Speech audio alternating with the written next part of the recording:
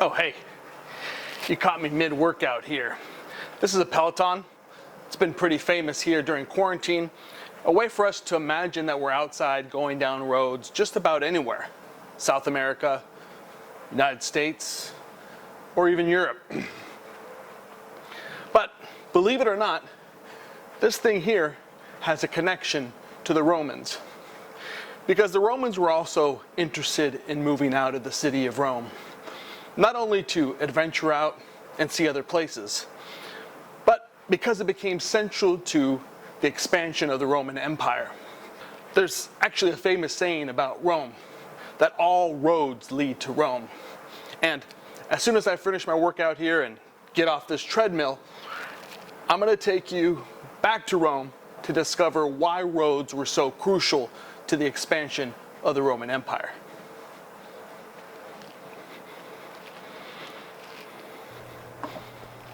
So let's return back to the city of Rome where we were in the last episode.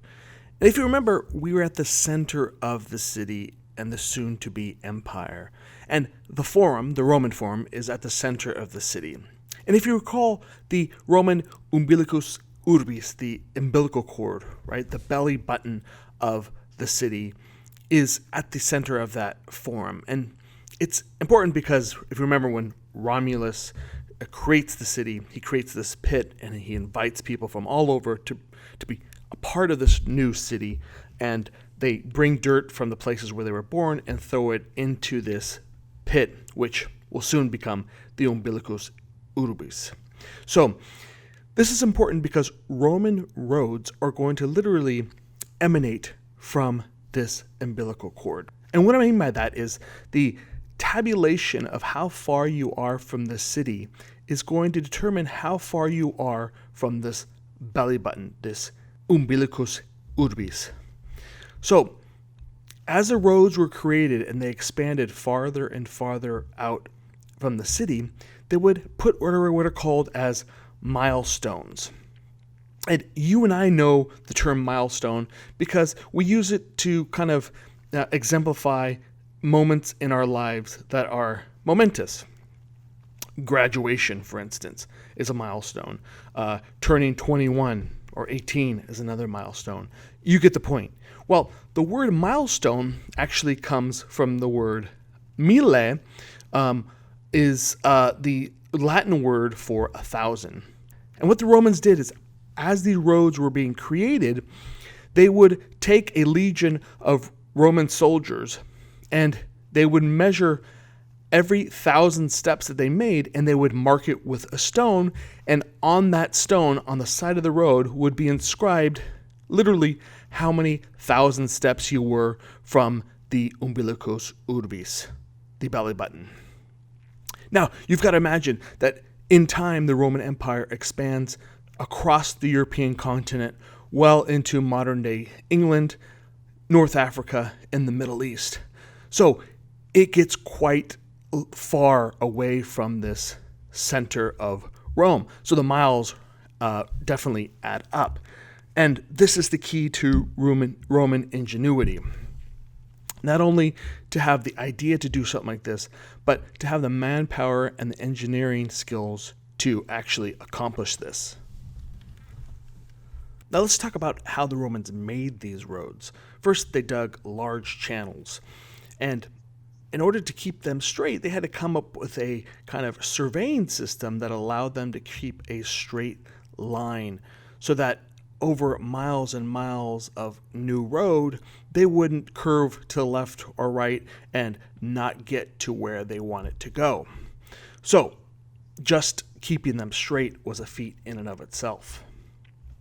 Once they've carved these channels out, they would begin with a layer of sand, then larger kind of sediment, then gravel, and then as you got to the top, these large sculpted flat stones. And I do use the word sculpted here because each of those stones had a bit of a belly. They curved so that in the center of the stone, it was much higher, and as it got to the sides, it beveled. And that's because they wanted the water to run off of the stones and then down and permeate down to the bottom layers of sediment and sand.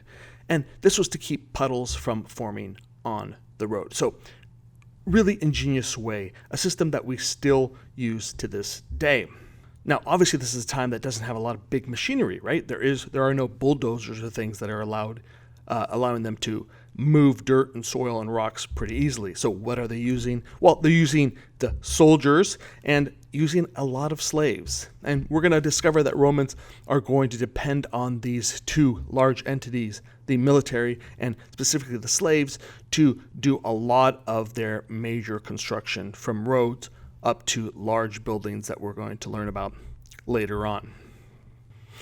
It also proves pretty key to the economy of Rome, so that goods and materials that are made outside of the city of Rome, from wheat, flour, grains, silks, all that could be brought to Rome and can be sent out from Rome, and commerce begins to grow, thus making Rome not just a military power, but more importantly, an economic power. And really, those two things coming together is going to be this revolutionary powerhouse that kind of propels Rome into the first kind of almost global power that we know about on the European continent. So, as soon as these roads are built, their very nature allows soldiers to move across the continent of Europe pretty quickly. And this is important because if you can move an army swiftly to different areas, you can both conquer new lands and you can also quell any difficulties that may arise in the larger empire of Rome. Under the Roman Republic, the Roman civilization flourished, and these roads were one example of that. It promoted growth, a large economy, and for the most part, citizens of Rome were happy. But in time, not even the roads could save the Republic. Unbeknownst to the senators of the Republic, the threat to the Roman civilization wasn't from tribes and armies from without, but from someone within the Roman civilization. Julius Caesar was a senator and a general who eventually saw the weakness in the Republic and took advantage of it. He led armies all across the European continent, but one area that had not been conquered by Rome was somewhere called Gaul. Now, Gaul is somewhere where France, Germany, and Belgium now exist. And for the Romans, it was this untouchable place, primarily because of the Rhine River. It was just too wide and too massive to cross. Well, Caesar was not going to be stopped by this river, much like he wasn't going to be stopped by the Roman Republic. Leading his army to the Rhine River, Julius Caesar and his engineers devised a plan to create a bridge in days using the lumber from the trees in the surrounding hills and mountains. The barbarians across the river, those who resided in Gaul, looked on, suspicious of what the Romans were going to do, but eventually being quite confident that the Romans would not dare cross the Rhine River. Now, the word barbarians comes from the Latin word for barba, which means beard. Now, those who lived in Gaul, in this Germanic region, oftentimes had these long, scruffy beards, and the Romans, on the other hand, and specifically the Roman soldiers, kept their faces well shaven. And that's because they didn't want people to pull their beard or their long hair during battle, and thus giving them the advantage. This concept for the military still exists today. One of the first things you do if you join the army is you get a haircut that takes your hair almost completely off. And so these barbarians, like I said, are waiting for the Romans across the river and kind of smirking, thinking, you'll never get over this Rhine River. Well, Julius Caesar and his momentous confidence eventually proves them wrong. With a massive army cutting trees left and right and carving timber, the Roman engineers created a design that would put these large timbers into the water and will eventually become the structure that holds up a bridge that would allow thousands of troops to walk over in minutes. Now, the bridge itself was built in 10 days, so you have to imagine that the barbarians on the other side of this Rhine River are watching the Romans do this and are becoming more weary and more scared at the eventual potential of Roman soldiers coming over. In their mind, this bridge isn't just a way of crossing over, but it's a symbol of how efficient and strong the Roman army is. This is going to be the key to Roman ingenuity, art, and engineering. These structures are not only important for the Romans, but more importantly, they become symbols of strength and power to anybody who dares to challenge the Roman citizens.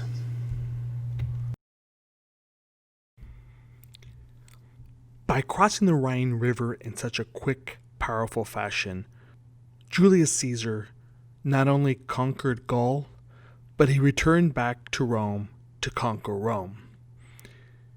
When Julius Caesar returned, he didn't return as a general or a senator, but he returned as the first Roman dictator, thus demolishing the system that began with the Roman Republic.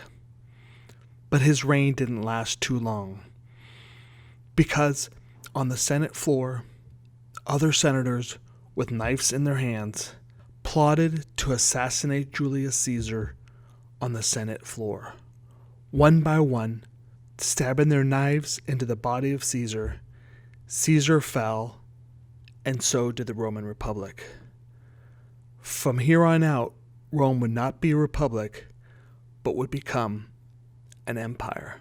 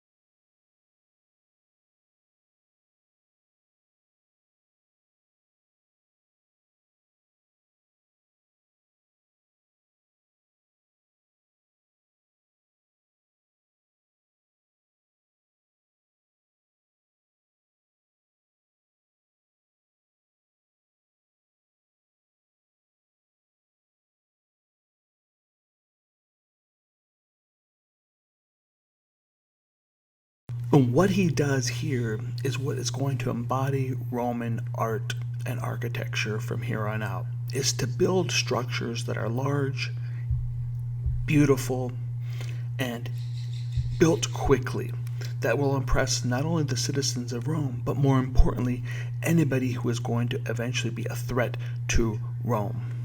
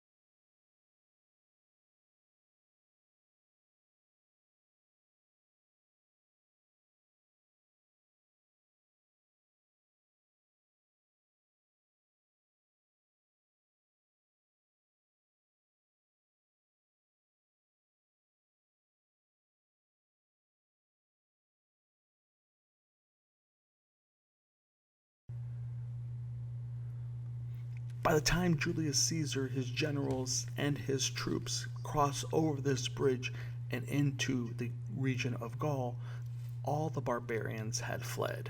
They were fearful of this large army that could build such a bridge and cross over in a matter of minutes. Doing what no other Roman general could have done, Caesar was on the political map. He now had the resources of this large army, having done something that no one had ever done before. And what he does is he marches those very troops back to Rome and is declared dictator for life. And what this does is it is the beginning of the end of the Republic and the beginning of the Roman Empire. Now,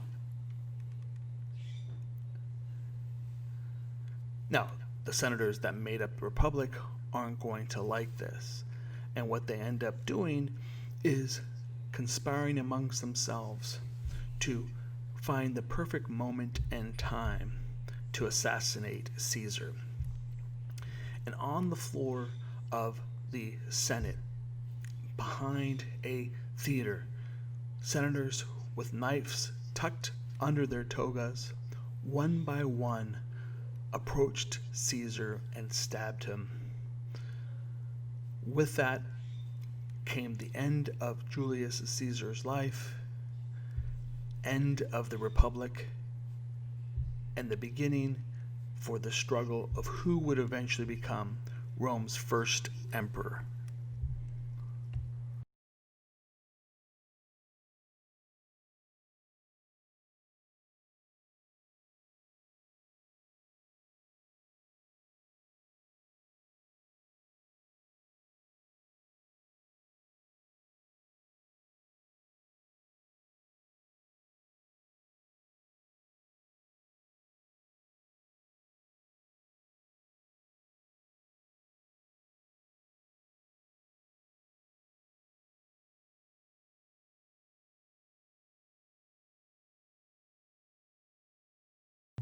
We all know what an umbilical cord is. It's the way a mother feeds its young unborn child until it is born, and we still have reminiscences of that on our bodies and our belly button. And so this is literally the belly button of Roman civilization. And how this umbilical cord spot, the location of this on the Roman Forum, is important is because it's the very place where Romulus built that pit where people from all across the European continent were invited to be citizens of Rome, and when they carried that dirt from their native lands and threw it in there, they were creating the center of the Roman civilization, which is really important to understand. No other civilization prior to this had invited people from other places, from other cultures, from other lands to be part of their growing civilization. Traditionally, people had to be born in a place and became a citizen or a member of a tribe that was specific to a particular location. In this case, Rome was doing it differently. This is going to be key to the Roman success, the ability to invite and embrace people from other parts of the world to be part of the Roman civilization. So this Roman umbilical cord is the center of the Roman city and eventually will be the center of the Roman Empire. And it sits right at the center of the Roman Forum, which is the main square and political and religious center of Rome. Literally everything else that is going to evolve from the Roman Empire is going to radiate, it's going to emerge from this specific site.